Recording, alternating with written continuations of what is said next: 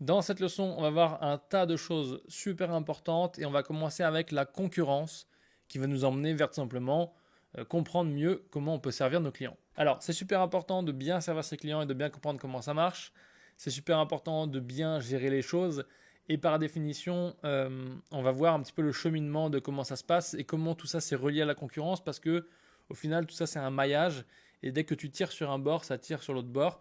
Donc c'est vraiment tout lié. Et on va voir comment aujourd'hui la concurrence n'est pas un problème et comment toi tu peux déjouer la concurrence.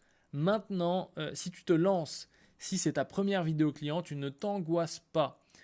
Les leçons ont l'air un petit peu peut-être ambitieuses, mais c'est vraiment pour te mettre dans le bon mindset. Tu ne dois pas avoir peur, c'est normal. Et là, la concurrence, justement, je t'en parle parce que je ne veux pas que tu en aies peur. Il n'y a pas de saturation du marché.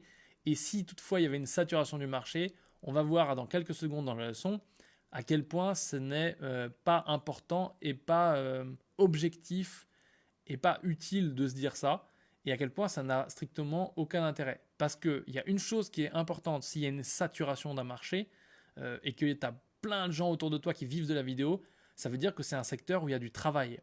Et du coup, c'est mieux d'avoir un marché qui est saturé et d'essayer de trouver un moyen pour toi te positionner dans ce marché plutôt que d'arriver dans un marché qui n'existe pas et qui n'est pas saturé et que tu veux essayer d'inventer.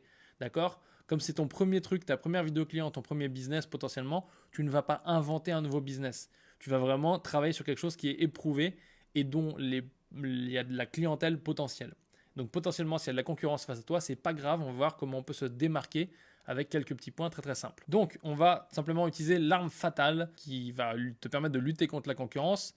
C'est en grande partie appelé le positionnement. Alors tu peux compliquer ça, on peut le délayer en différents layers comme un oignon, en différentes couches. Principalement, on va appeler ça le positionnement. C'est comment tu te comportes dans le marché et sur la place de marché sur laquelle tu évolues. Dans ce cas-là, ça veut dire que tu vas utiliser les armes basiques de l'entrepreneur. Et la première, la plus puissante, l'une extrêmement puissante, c'est étudier ton client cible. Donc faire un avatar client. Avatar client, c'est qui c'est, quel âge il a, etc., etc. Je te mets en dessous des questions que tu peux te poser sur ton client. Et une fois que tu as mieux ciblé qui est ton client, ça te permet de mieux savoir quel problème il a et donc quel problème tu peux régler pour ce client. Bien sûr, dans le module 2, on va avoir une opportunité en or qui te permet aujourd'hui de commencer tes prestations, même si tu n'es pas le champion de la vidéo, même si tu n'es pas sûr de toi, avec des choses simples et en apportant de la valeur simplement à des clients qui en ont besoin. Et donc d'abord, ça veut dire que tu vas devoir savoir utiliser ce que je viens de te mettre là, les quelques questions. Je ne te mets pas une tonne de questions parce que bon, il ne faut pas non plus trop te charger la mule. Mais à base de ces quelques questions-là, tu vas pouvoir déjà commencer à te concentrer sur qui est le client que tu veux servir et qui est ton client idéal. Du coup, tu vas trouver les problèmes de ce client-là, tu vas les chercher. Potentiellement, tu peux aller parler avec ces gens-là, faire des interviews pour connaître leurs vrais problèmes. Donc si par exemple, tu es spécialiste des garagistes de Peugeot, et ben, tu peux aller parler à tous les garagistes Peugeot qui sont aux environs pour savoir quel problème ils ont. Donc ils ont le problème de telle chose, telle chose, telle chose. Par exemple, ils disent toujours aux gens, vous devez changer l'huile, vous devez changer l'huile, mais les gens ne les changent jamais. Donc du coup, eux, ils font des réparations qui leur prennent plus de temps et qui coûtent très cher et leurs clients ne sont pas contents, etc. Donc tu peux, tu vas comprendre quels sont leurs problèmes et si tu comprends quels sont leurs problèmes, tu vas comprendre ce qui a de la valeur pour eux. Et donc du coup, ce qui nous amène à la suite de notre slide, c'est de simplement aider les gens. Et pour aider tes clients, il faut que tu les connaisses bien. Donc ça, on va vraiment travailler sur la connaissance client. Et encore une fois, c'est une version abrégée parce que c'est un truc qui peut prendre énormément de temps. Mais toi, ce qu'on va privilégier, c'est le passage à l'action avec les opportunités qu'on va voir juste après. Une fois que tu connais bien ton client cible, qui est ton client idéal, celui que tu as envie de servir, tu vas choisir tes spécialités. Donc là, exemple, c'était les garagistes de chez Peugeot, parce que toi, tu aimes l'automobile. L'automobile, c'est un sujet que tu connais. Donc potentiellement ton client cible, il existe dans l'automobile. Donc ça te permet de jouer sur un terrain avec des mots, des choses que tu connais puisque c'est une passion, peut-être l'automobile pour toi. Et donc du coup tu vas pouvoir faire profiter de ces deux passions, les mettre ensemble et apporter encore plus de valeur à ton client parce que tu vas pouvoir comprendre ton client beaucoup plus vite. Donc face à un autre vidéaste qui lui veut juste faire une vidéo et qui fait des vidéos dans tous les sens sur tous les sujets, tu seras hyper bien positionné sur ce qui est de la mécanique auto chez Peugeot, quoi. Ensuite, tu vas établir ton point de différenciation. Ça, c'est des choses qui sont un peu avancées. Mais pour te donner un exemple, si tu aimes l'écologie, que tu aimes le fait de respecter la nature, etc., c'est un point de différenciation. Tu peux mettre en avant ces choses-là et tu peux faire des films qui sont engagés, aider ceux qui ramassent le plastique dans la mer. Et tu peux aujourd'hui te positionner sur la spécialité de écologie et faire de l'argent, toi, en faisant des vidéos qui aident le secteur écologique. Et tu peux bien entendu cultiver ta différence, et donc la différenciation, ton point de différenciation, c'est qu'est-ce qui va faire en sorte qu'on te prend toi et pas un autre.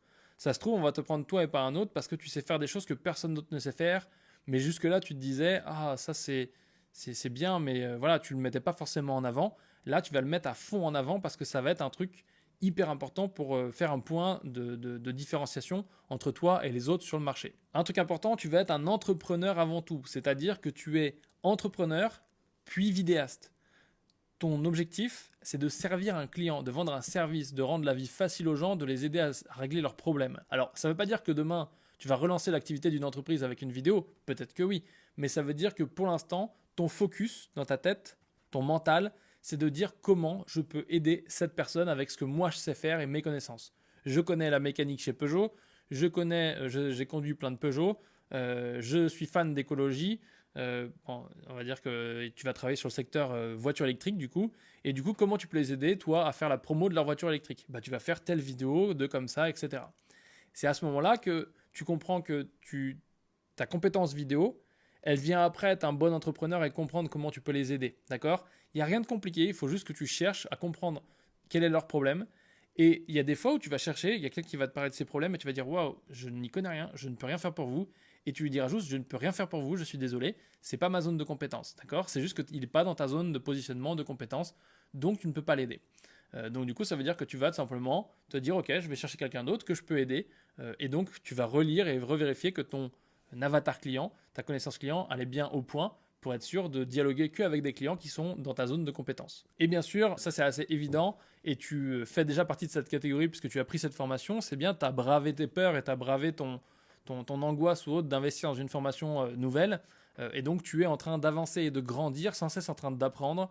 Et je dirais même, ne pas acheter du matériel, puisque le matériel c'est bien, on en parlera dans la leçon sur le matériel, mais ça ne va pas faire ta réussite. Ça, c'est extrêmement important. Ta réussite n'est pas faite par le matériel. Ta réussite, elle est faite parce que tu te remets en question, que tu avances. Et comme me disait quelqu'un en commentaire YouTube très intelligemment, tu coupes des branches. D'accord? Moi, par exemple, je fais moins de vidéos sur certains sujets sur YouTube. C'est un exemple évident, mais voilà, c'est pas exactement ce qui nous concerne.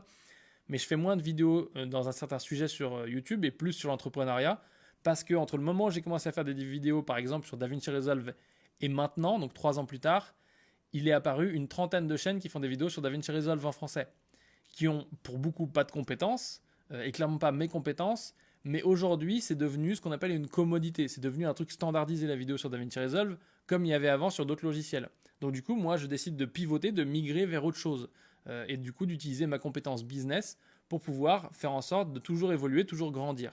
Et donc ça, c'est le mindset d'entrepreneur. C'est pas rester au milieu et se dire « Ah bah ça marche plus comme avant, dis donc », parce que ça ne fonctionnera pas.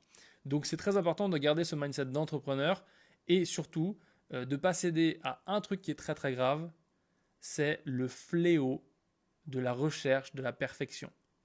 Et du coup, pour te démontrer ça, je vais prendre un petit commentaire YouTube qui m'a fait beaucoup rire pour te montrer à quel point le mindset de certaines personnes est faussé. Pour ça, on va se poser la question de savoir si on doit soigner les apparences. Est-ce qu'on doit soigner les apparences? Est-ce que soigner les apparences et avoir l'air de quelque chose, le fake it until you make it, est-ce que c'est quelque chose qui a de l'importance? Donc, doit-on avoir la perfection pro pour se démarquer, pour assurer son positionnement? Je te montre ce petit commentaire extrêmement sympathique. Tu vois, de plus, se démarquer, il faut viser la perfection pro. C'est ce que je proposais. Ce que cette personne n'a pas compris, j'ai caché son nom, c'est que non, c'est totalement faux. Tu n'as pas besoin d'avoir la perfection pro pour te démarquer. C'est totalement faux. C'est faux, faux, faux, faux. Tu n'as pas besoin d'être parfait, de chercher la perfection, de passer des heures à faire des trucs qui sont déjà finis, que ton client aime déjà. Tu n'as pas besoin de faire les plus belles vidéos. On va voir ce dont tu as besoin, qui sont les fondamentaux du business. Il faut comprendre une chose, et je le disais dans les vidéos de présentation que tu as vues sur cette formation, vendre, c'est aider.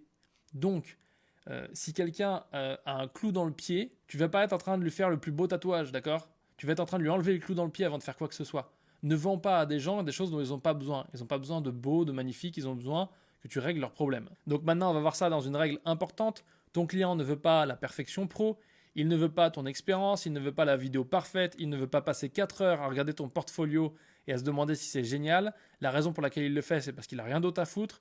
et il ne veut pas forcément de belles vidéos. Et d'ailleurs, vous n'avez même pas forcément tous les deux, toi et ton client et sa famille et tous les gens qui vont le conseiller, la même notion d'une vidéo de qualité. D'accord ? Pour lui, ça ne veut pas forcément dire la même chose. Donc c'est important que tu comprennes ça et que tu ne te mettes pas le doigt dans l'œil en pensant que tu dois faire la perfection pro pour que tu sois reconnu comme un bon vidéaste, parce que ça n'a aucun intérêt. Par contre, ce que ton client veut, c'est atteindre son objectif, et non pas le tien de faire une belle vidéo, c'est recevoir de la valeur en échange de sa thune, et c'est que tu l'aides à régler son problème. Si on reprend l'exemple que je te donnais juste avant, Peugeot, c'est pas un exemple parfait, mais admettons le petit fabricant de voitures électriques du coin, qui correspond à ce que toi tu aimes, c'est-à-dire la mécanique, la voiture et l'écologie, il a peut-être besoin de ton savoir-faire, de tes connaissances. Tu vas pouvoir le comprendre 2 fois plus vite que tout le monde.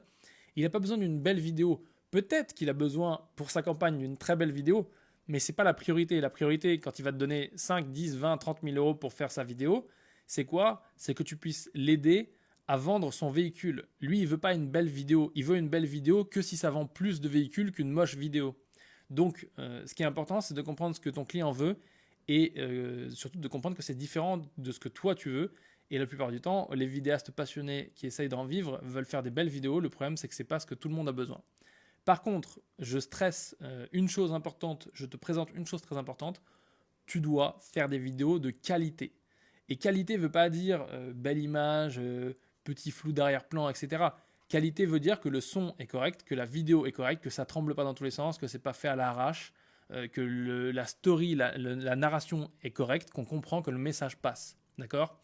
La vidéo, c'est un outil, comme l'argent, comme tout le reste, et il faut que tu apprennes à utiliser cet outil et que tu vendes l'utilisation de l'outil et le résultat qui va avec, et non pas juste une belle vidéo. Voilà. Donc ça, c'est très important. Et maintenant, on va passer à la suite, puisque on a vu tout ce qui était très important là-dessus. On va voir comment tu fais pour ne pas travailler gratuitement, parce qu'on a établi que tu étais un vrai professionnel. Et maintenant, on va avancer et faire en sorte que tu ne travailles plus gratuitement. On va comprendre pourquoi tu travailles pas, pourquoi aujourd'hui tu travailles gratuitement surtout, parce que ça, c'est le plus important. Parce qu'une fois que tu l'auras compris, tu pourras oublier ce problème. Je te remercie d'avoir regardé cette leçon. Maintenant que tu l'as terminée, tu peux la noter en haut à droite à l'aide des petites étoiles. Tu peux aussi écrire en commentaire un résumé de ce que tu as compris et bien entendu poser tes questions. Tu peux aussi cliquer sur terminer en bas à gauche pour valider ton avancement.